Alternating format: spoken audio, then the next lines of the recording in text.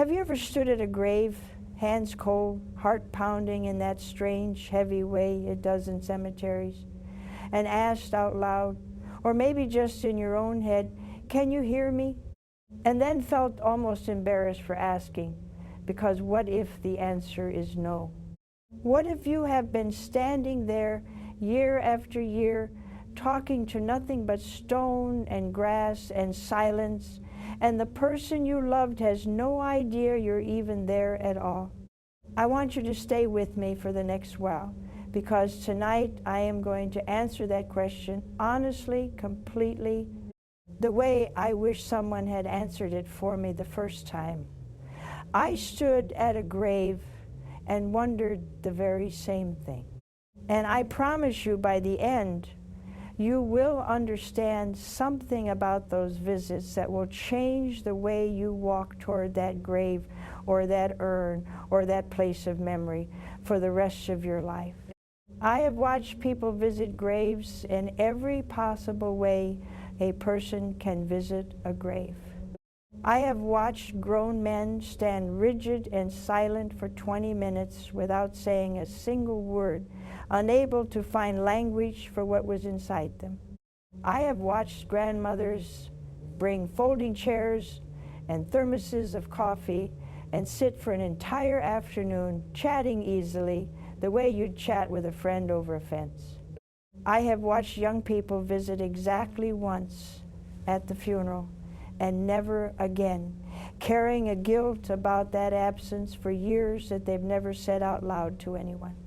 And I have watched people who cannot visit at all because the grave is in another country, another state, another life they left behind decades ago, carry an ache about that impossibility that sits differently than ordinary grief, heavier somehow, tangled up with a fear that distance itself might mean something terrible about whether their love is still reaching the person they lost. So tonight, I want to walk through this honestly with you, the way I would if we were standing together at a graveside on a quiet afternoon, both of us a little unsure what to say, both of us wondering the same thing you have wondered. Does the soul feel it when you visit? Does anything of the person you love linger there at that particular patch of earth, waiting for you, watching for your car to pull up, listening for your footsteps on the gravel path? Or is it, as some people insist rather coldly, entirely pointless, a nice tradition, perhaps, but ultimately just talking to dirt, since the person themselves is somewhere else entirely, if they are anywhere at all? I want to tell you honestly that neither of those two extremes is quite the truth our faith actually teaches. The truth sits somewhere between them, and I believe once you understand it fully, it will bring you far more comfort than either extreme ever could. I think this particular question sits differently in the heart than most other questions about grief, because it touches something almost every one of us has actually done. Physically, with our own 2 feet, standing on actual ground in a way that feels different from simply praying in the abstract. When you kneel at a grave, you are not imagining a connection from a distance. You are right there, close enough to touch the stone, close enough to feel foolish if the answer turns out to be that nothing at all is listening. That particular vulnerability showing up in person again and again to a place that might be entirely empty of the person you're speaking to deserves an honest answer, not simply a comforting platitude offered to make you feel better without actually addressing what you're really asking. Let me tell you about a woman I knew, and I think her story will help you understand exactly what I mean. Her husband had been gone almost 15 years by the time I met her, and in all that time, she had visited his grave every single Sunday afternoon after church, without fail, rain or shine, through every season. For a decade and a half straight, she would bring fresh flowers, sit on the small stone bench nearby that the cemetery had placed for exactly this purpose, and talk to him for close to an hour each time about everything her week, her health, their grandchildren's latest news, sometimes simply complaining about her knees the way you'd complain to any old friend who'd understand. She told me once, almost sheepishly, as though confessing something slightly foolish, "I don't know if he can actually hear any of this, but I keep coming anyway because it's the only hour of my week where I still feel like his wife instead of just his widow." I sat with that sentence for a long time after she said it, because I think it captures something true and beautiful about why these visits matter, regardless of exactly how the mechanics of heaven and hearing actually work. But I did not want to leave her only with a beautiful sentiment and no real answer to the actual question she was quietly asking underneath her words. So let me give you the fuller answer, the one I eventually shared with her, because I think you deserve it too. Here is the truth our faith actually teaches, plainly stated. The soul of your loved one is not lingering at that grave, waiting there, trapped there, tethered to that particular patch of earth the way certain old ghost stories would have us believe. At the moment of death, the soul departs entirely from the body and goes to stand before God. It does not remain behind at the burial site, watching the seasons change, waiting for visitors away in an abandoned house, waits for someone to finally come home. That grave, dear one, holds the body sacred, honored, deserving of respect and remembrance, but simply the body, the earthly shell that the soul has already left behind entirely, the way you might leave behind a coat you no longer need once you've stepped into a warm and welcoming home. So in that narrow, literal sense, no, your loved one's soul is not sitting there in that cemetery, straining to hear your car door close, growing lonely on the weeks you cannot make it, growing wounded when years pass without a visit at all. But, and I want you to hear this part just as clearly, because it is just as true and just as important, that does not mean your visits do not matter. It does not mean they are pointless, or that you are simply talking to dirt, or that the love poured out at that graveside disappears into nothing the moment it leaves your lips. Because here is what our faith teaches about how prayer and love actually travel. They do not need geography at all. When you stand at that grave and speak to the person you lost, when you pray for them, when you remember them, when you pour out your heart in that particular place, your words and your love are not limited to that small patch of ground. They rise as all sincere prayer rises straight to God. And in a mystery our faith calls the communion of saints, the real, living, unbroken connection between those of us still walking this earth and those who have gone ahead of us into God's presence. That love and that prayer genuinely reaches them. Not because the grave is a special listening post where messages get picked up, but because love offered in faith has never needed a physical location to find its destination. It has only ever needed sincerity. So when that woman sat on her small stone bench every Sunday for 15 years, talking about her knees and her grandchildren, she was not talking to an empty patch of earth, hoping against hope that something might be listening. She was doing something our faith has always honored. She was remembering him, honoring him, praying near him in a place set aside specifically for that purpose. And every bit of love in that hour was reaching him, exactly as surely as if she had prayed the very same words in her own kitchen or in a quiet pew at church or anywhere else in the whole world. The grave was not the mechanism that made her words reach him. Her love, offered honestly to God on his behalf was the mechanism. And that mechanism has never once depended on distance or headstones or how many miles separate the visitor from the grave. I want you to sit with that for a moment, because I think it resolves an ache that so many of you have carried without ever quite naming it. If the grave itself is not the connection point, then those of you who cannot visit because you moved away for work decades ago, because illness keeps you from traveling, because the grave itself is in a country you can never afford to return to, because circumstances of any kind at all have simply made visiting impossible. You have not lost anything essential in your relationship with the person you love.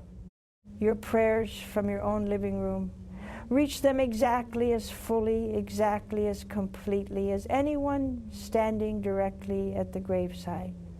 Distance has never been a barrier to love that travels through prayer. Only sincerity has ever mattered, and sincerity, dear one, is available to you no matter where in the world you happen to be standing when you offer it. Let me tell you about a man I knew who carried a very particular guilt about exactly this. His mother had passed away while he was living overseas for work, a position he could not simply walk away from with a family of his own depending on that income. He had not been able to attend the funeral at all, let alone visit her grave in the years since, and he told me with real shame in his voice that he felt like the worst kind of son, the kind who abandons his own mother, even in death, unable to give her even the basic respect of standing at her grave the way his siblings did regularly.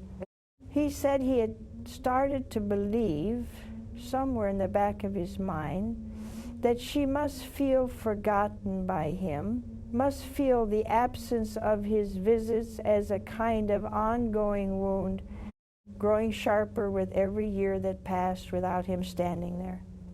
I told him what I am telling you now, and I watched something in his whole posture change as I said it.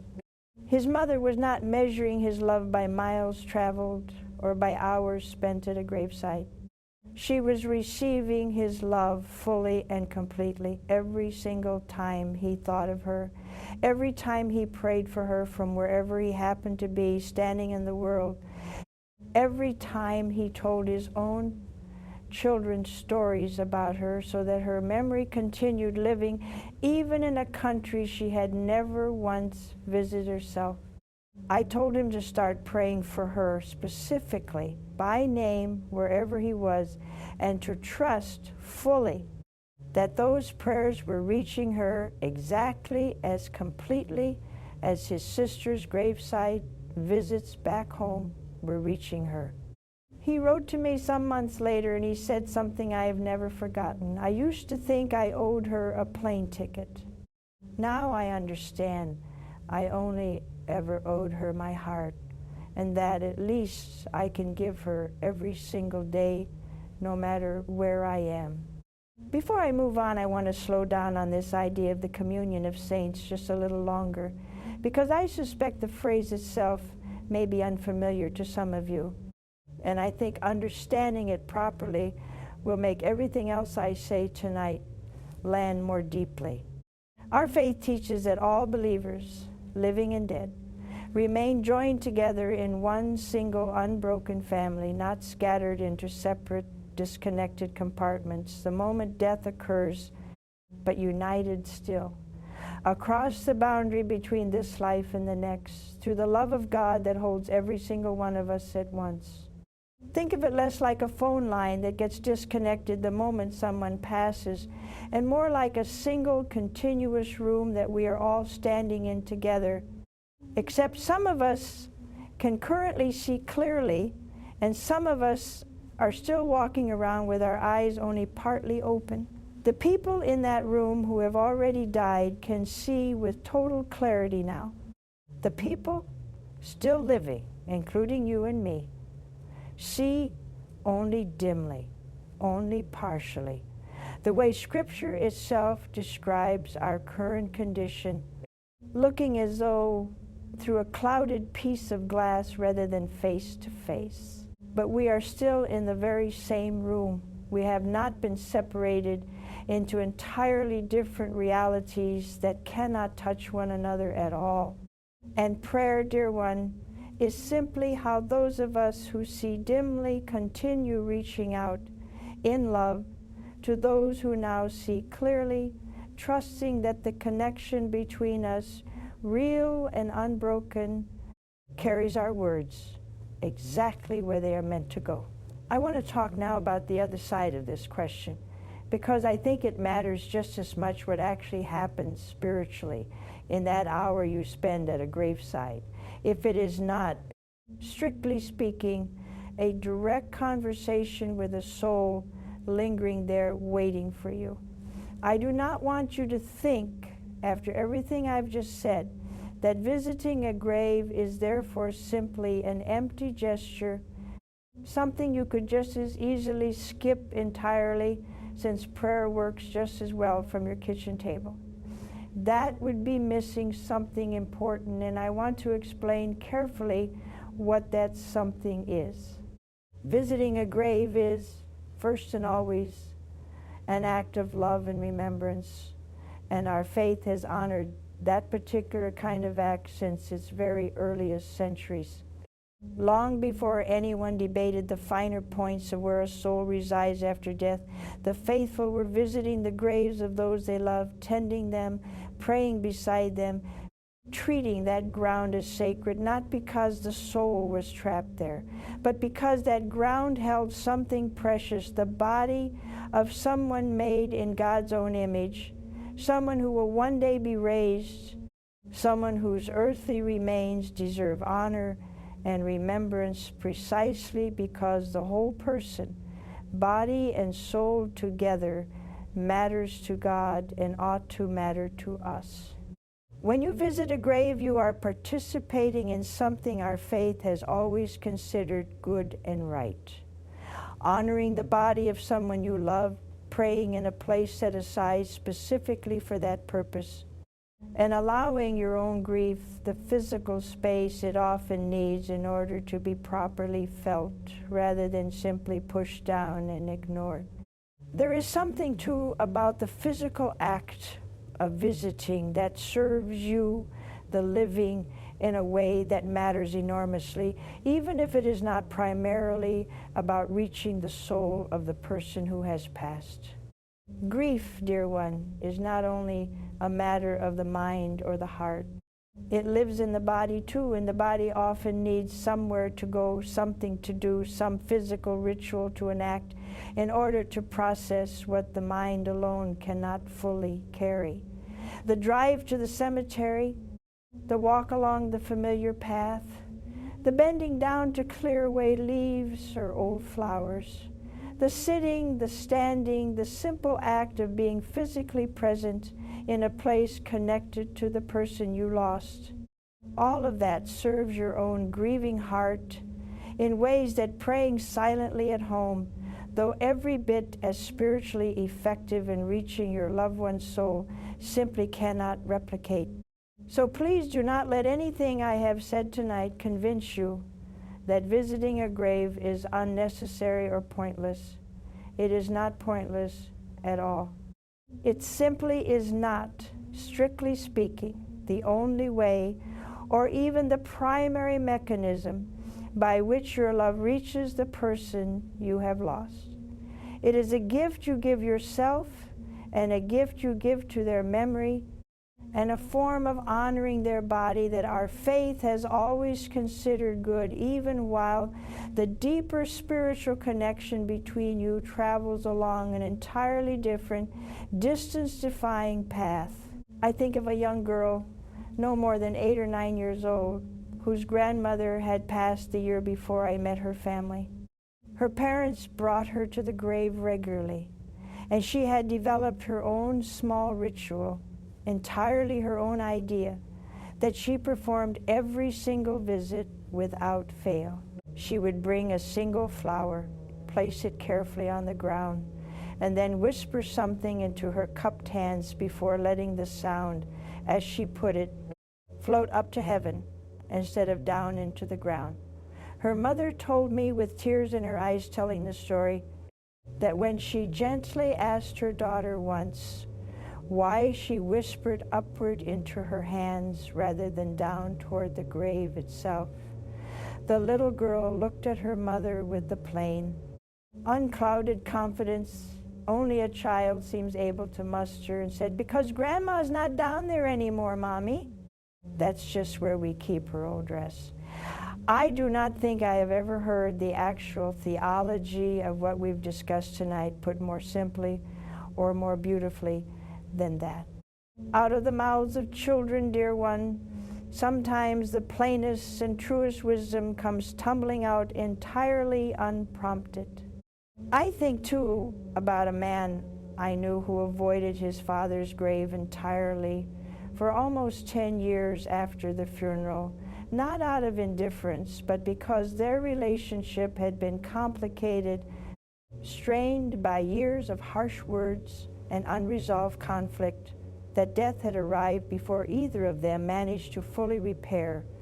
He told me he felt like a hypocrite standing at that grave, like he had no right to grieve a man he had spent so many years at odds with, and so he simply stayed away entirely, telling himself it didn't matter, that his father wouldn't want him there anyway, that the whole exercise would be meaningless given how things had actually stood between them at the end. When he finally did return, after nearly a decade, prompted by his own declining health and a growing awareness that he did not want to carry unfinished business into his own death the way his father had carried it into his, he told me the visit undid him completely, far more than he expected. Not because his father's soul was somehow lingering there, wounded by a decade of absence, waiting resentfully for an apology, but because standing there finally gave him a physical place to finally say the things he had never said while his father was alive, the apology, the forgiveness he needed to both offer and receive, the acknowledgement of love that had always been there, tangled up underneath all that old conflict. He told me, I don't know if he heard me, but I know I needed to say it somewhere real, not just in my own head lying in bed at night. That, dear one, is exactly the kind of gift a graveside visit can offer, regardless of the exact mechanics of hearing and distance we've been discussing tonight. It gives unfinished love and unfinished conflict a real physical place to finally be spoken, and that speaking matters enormously for the living heart doing the speaking, whatever else it may or may not accomplish, for the soul being addressed. If you have avoided a grave for years, out of guilt, out of unresolved conflict, out of simply not knowing what you would even say if you finally went, I want you to hear this gently. It is not too late. There is no expiration date on that visit, no window that closes after which showing up no longer counts or no longer matters. Whenever you are ready, whether that is tomorrow or another 10 years from now, the opportunity to finally say what needs saying will still be there waiting for you, exactly as available as it is today. Now, I want to speak honestly and carefully about something else because I think it matters, and because I promised at the start of this conversation that I would answer your question completely, not just the comforting parts of it. They're old traditions and old superstitions passed down through generations in various cultures that treat the graveside as something closer to a place where the boundary between worlds grows thin enough to be crossed deliberately. Places where people have historically believed spirits could be summoned, contacted, or even bargained with through various rituals performed at the grave itself. I want to be very clear with you here. Because this is precisely where a good and holy instinct, the desire to still feel close to someone we love, can be led astray into something our faith warns us clearly to avoid. I am not going to describe any of those particular practices to you tonight, because describing them would only hand you a door. I am urging you, out of real love and real concern, to stay entirely away from. What I will tell you plainly is this: our faith does not teach that the graveside is a portal, a summoning place, a location where the normal rules separating the living from the dead grow thin enough to be manipulated through ritual. It teaches simply and beautifully that the graveside is a place of prayer, of honor, of remembrance, and that the actual connection between you and your loved one travels not through the ground beneath your feet, but through the love of God, who holds both of you, the one who has gone ahead and the one still walking this road in the very same unbroken embrace. If you have ever felt tempted in the depths of grief to try something that promised more than ordinary prayer, could offer a practice that claimed it could let you actually hear back from the person you lost, communicate with them directly, receive messages through methods our faith does not endorse, I want you to hear this gently but firmly. That temptation makes complete sense, given how desperately grief makes us long for exactly that kind of contact. But please bring that longing instead to prayer, to the quiet trust our faith has always offered grieving hearts, rather than to practices that promise a shortcut through the mystery. A shortcut our faith has never once endorsed, and has in fact consistently warned believers away from. The peace that comes from those other practices, when it comes at all, tends to be thin and temporary, and often leaves people more unsettled than before, not less. The peace that comes from faithful prayer, offered patiently over time, tends to grow deeper and steadier the longer it is practiced, precisely because it rests on something true, rather than something manufactured to feel true in the moment. I want to spend some time now talking about what actually helps practically, both at the graveside itself and away from it. For those of you who are carrying questions tonight about whether your visits or your inability to visit truly matter to the soul of someone you love, the first thing I want to offer you is this: when you visit a grave, let your time there be primarily a time of prayer, not primarily a time of one-sided conversation aimed at a soul you imagine is physically present and listening from beneath the ground.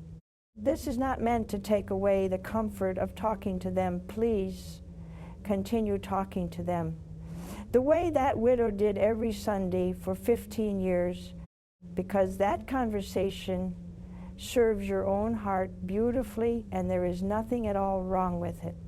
But alongside that conversation, offer real prayer to ask God to grant them eternal rest, to hold them close, to let your love and your grief be received by Him on their behalf.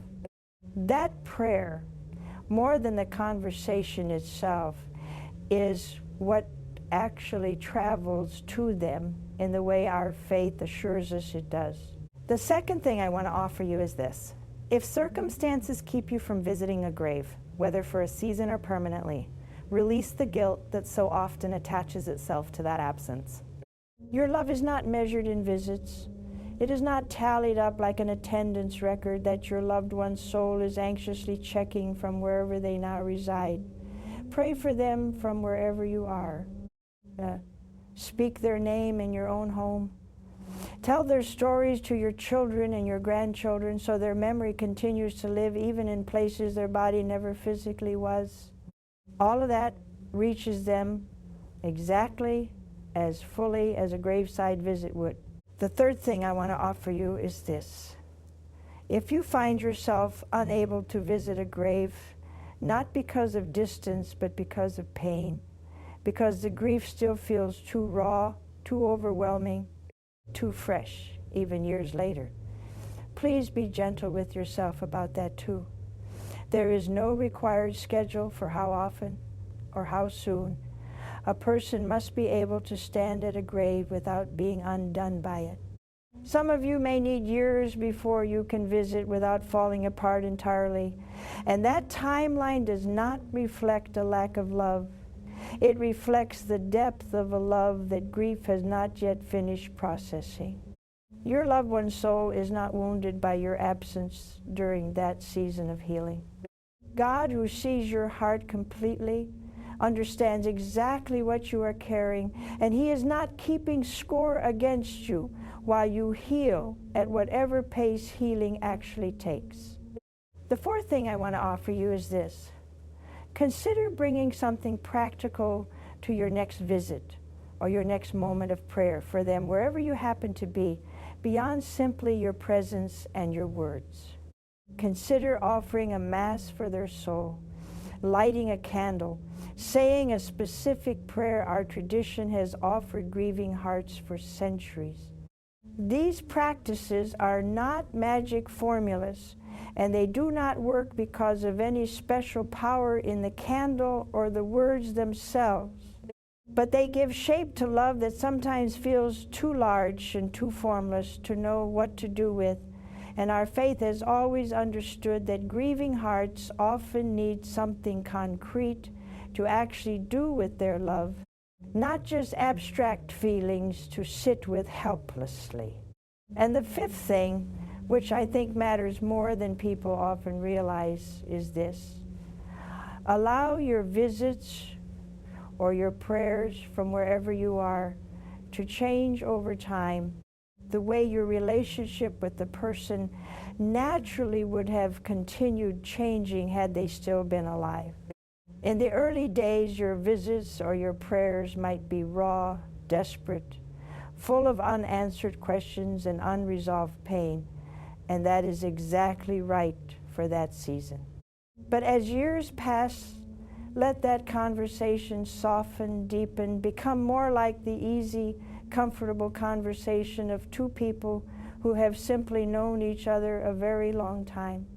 Tell them about your life as it unfolds, not only about your grief. Let the relationship, in whatever form it now takes, continue growing rather than staying frozen forever in the raw shape it first took the week they died. I want to say something, too, about the particular visits that happen around anniversaries, birthdays, holidays. The visits that carry an extra weight because of the date attached to them, rather than simply being an ordinary Sunday afternoon, like that widow's weekly ritual. Many of you, I suspect, find certain days on the calendar far harder than others. The anniversary of a death, a birthday that will now always be marked by absence rather than celebration, a holiday that used to be loud with a particular person's laughter and is now quiet in a way that feels almost unbearable some years. I want you to know that visiting a grave on those particular days is not somehow more spiritually potent than visiting on an ordinary Tuesday in March when nothing special marks the calendar at all. Your loved one's soul does not experience some heightened awareness on their birthday, some special window that opens only on that one day of the year, making a visit on that date more likely to be received than a visit on any other day. That is simply not how any of this works. And I want to free you from any pressure you may have placed on yourself to be at that grave on exactly the right day every single year without fail, as though missing the date would mean missing your only chance to properly honor them that year.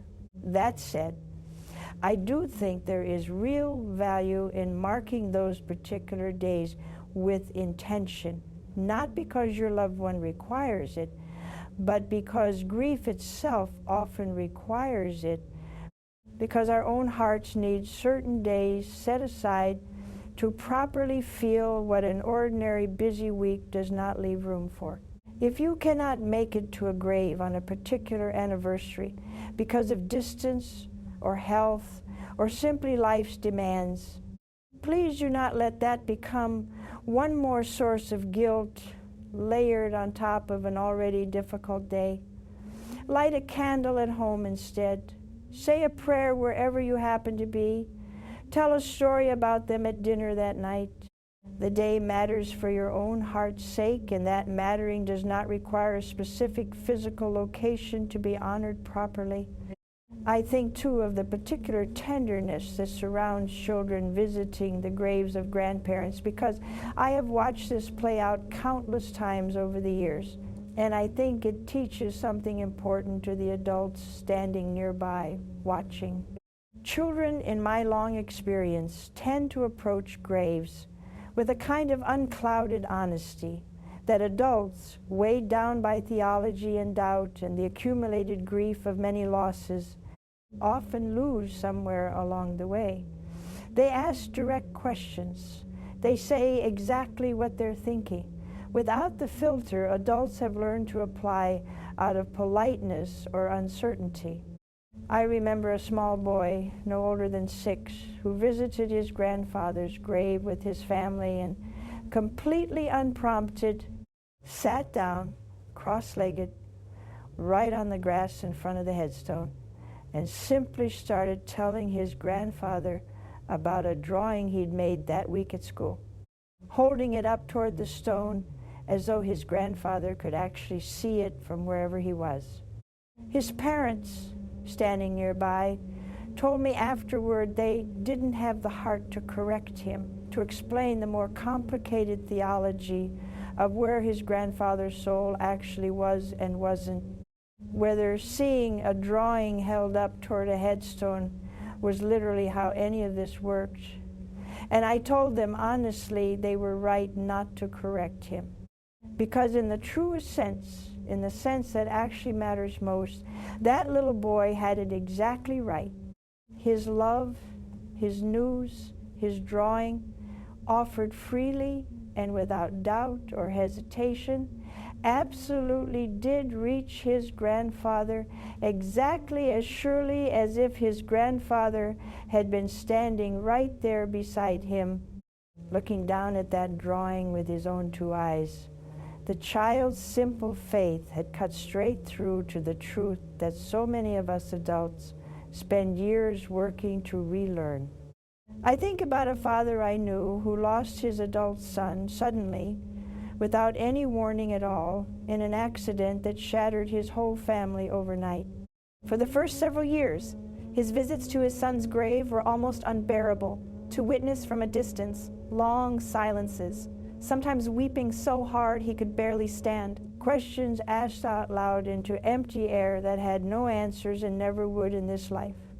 But I saw him again many years later, and something had shifted gently, the way grief does sometimes shift when it is given enough honest time.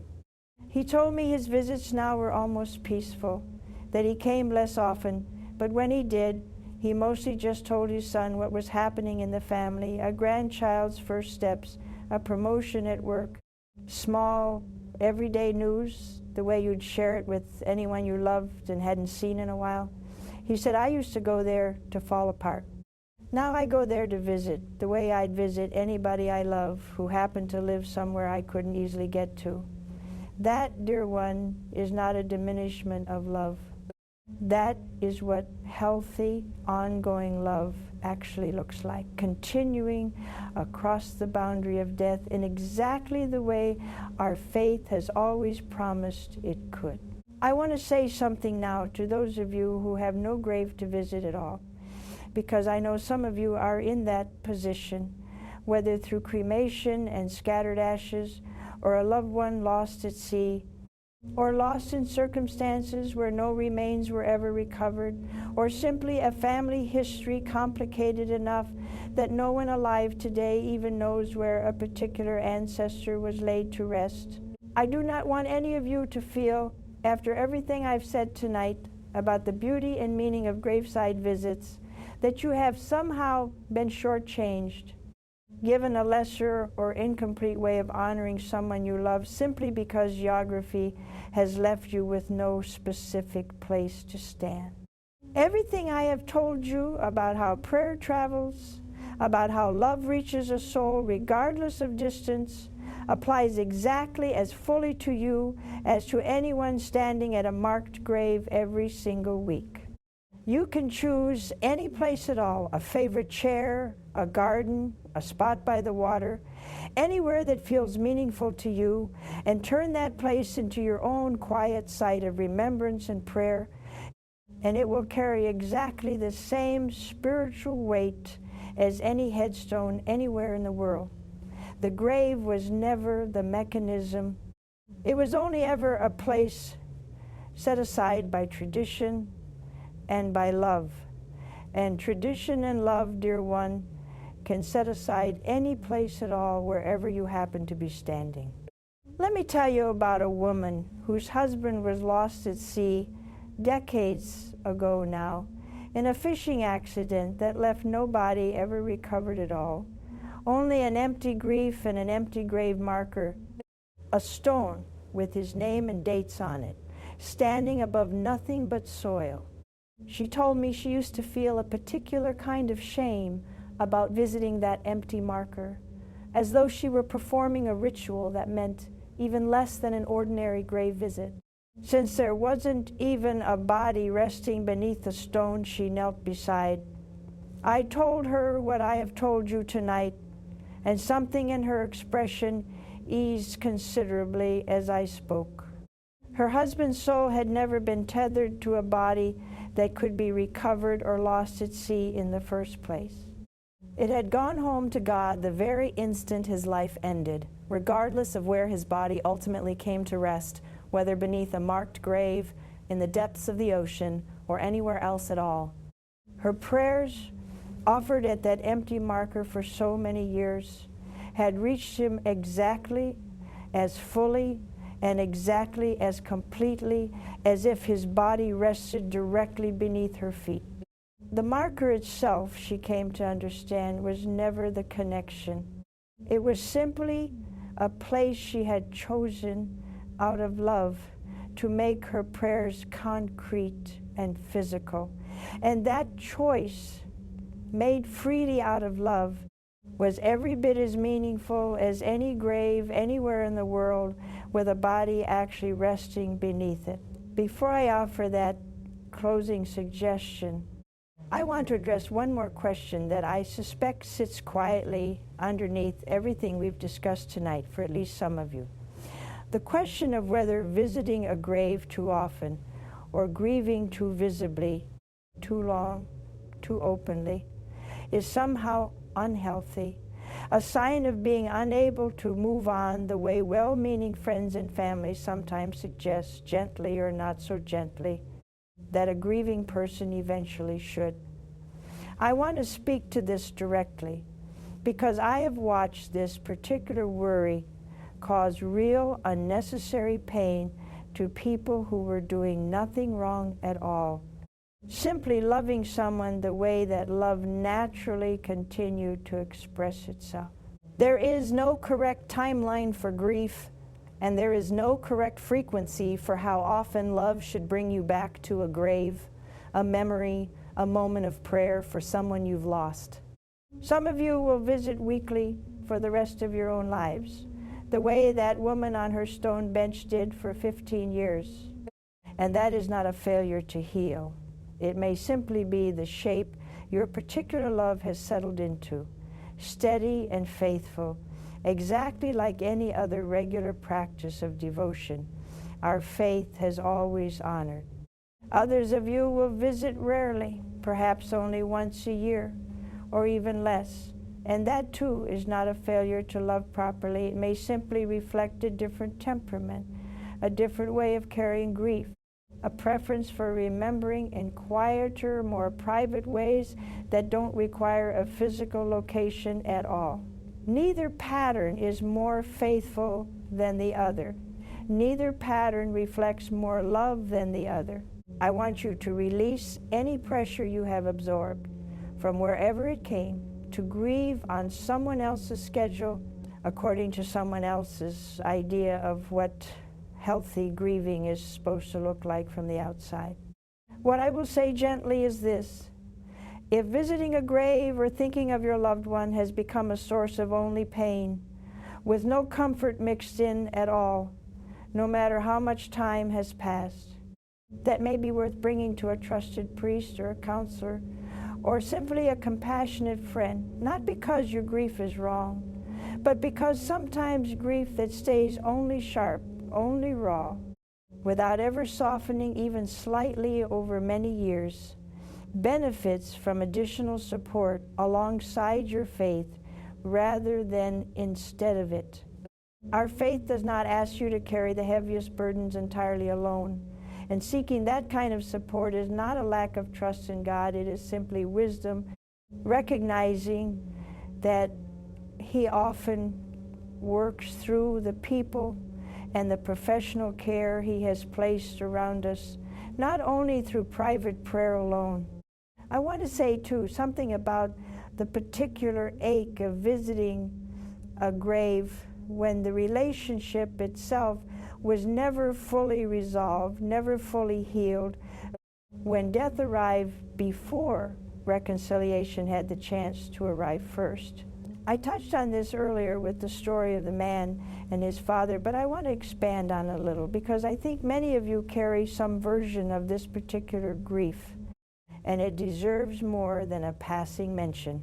When someone we love dies while there is still unfinished business between us, an old argument never resolved, words never said, forgiveness never formally exchanged in either direction, the grave can feel like an especially cruel kind of silence, a door closed permanently on a conversation we desperately still needed to have.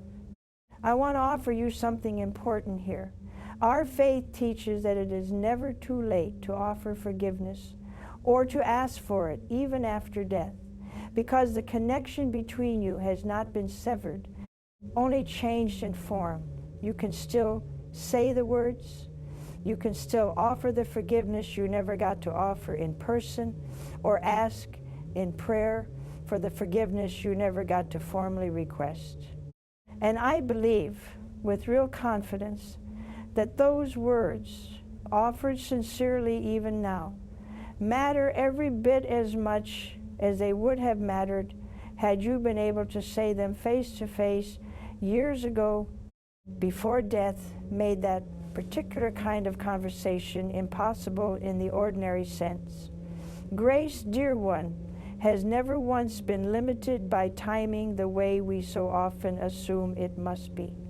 I think finally, of all the different reasons that might have brought you to this particular conversation tonight, some of you grieving recently, some of you carrying a loss from decades ago that still surprises you with its sharpness on certain quiet afternoons, some of you simply curious about a question you'd never quite thought to ask outright before tonight.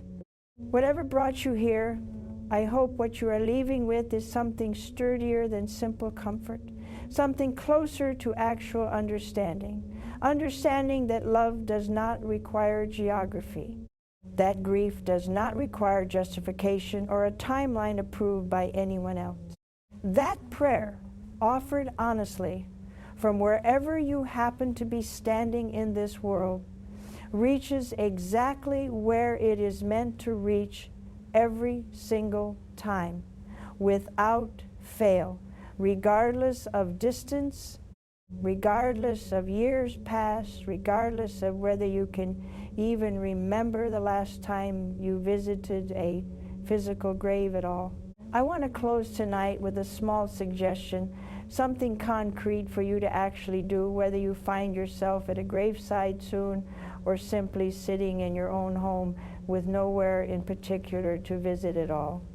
Wherever you are, I want you to speak the name of the person you have been thinking about throughout everything I've shared tonight. Say it out loud if you're somewhere private enough to do so, or silently if you're not. And then simply say this, the same 5 words our faith has offered grieving hearts across countless generations. Eternal rest grant unto them.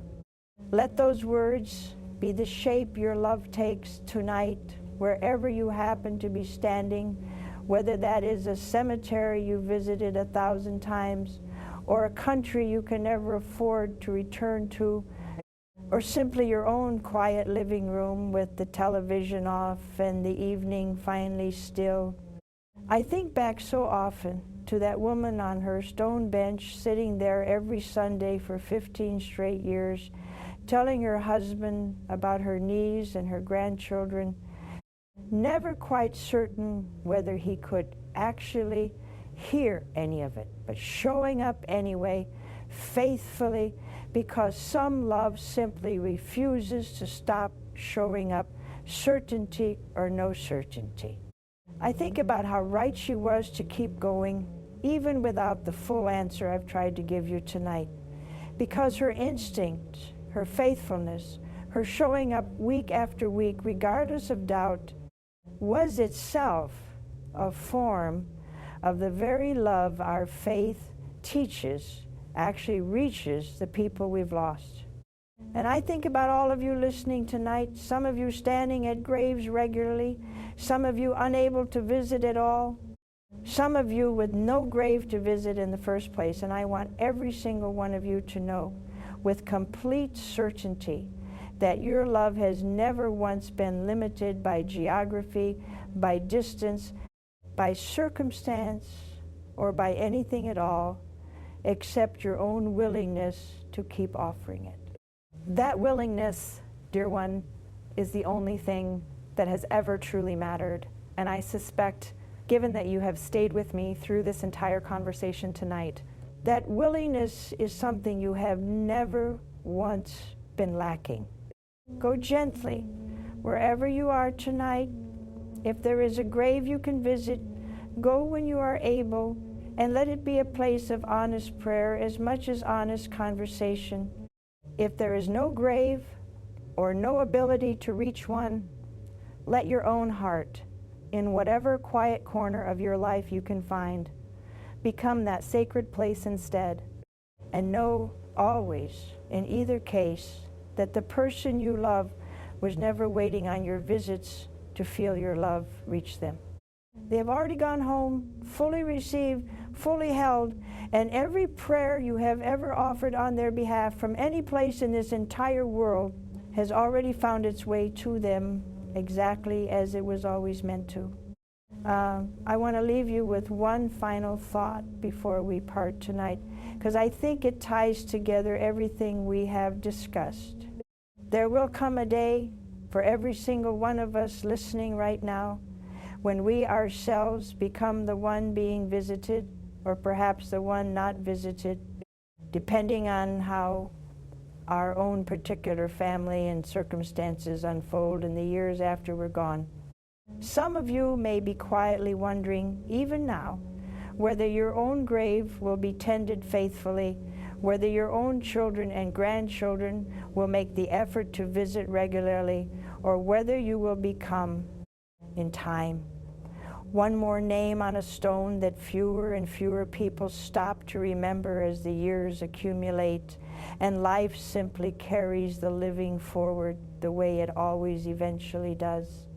I want to offer you the very same comfort tonight that I have offered you about everyone else we've discussed. Whether your own grave receives frequent visitors or almost none at all in the years after you're gone, your soul's peace, your soul's welcome home, was never going to depend on that attendance record either.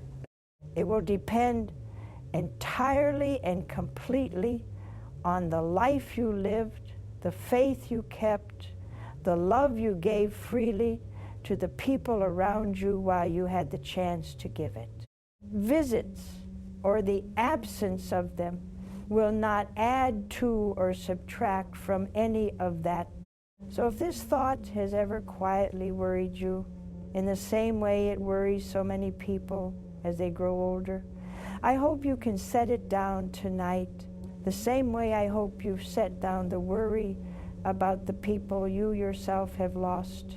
And for those of you who are the ones doing the visiting faithfully year after year for a parent, a spouse, a child, a friend, I want to honor that faithfulness before we close, because I do not think it goes unnoticed, not by the people you love, not by the God who sees every quiet, unglamorous act of devotion that nobody else witnesses or applauds.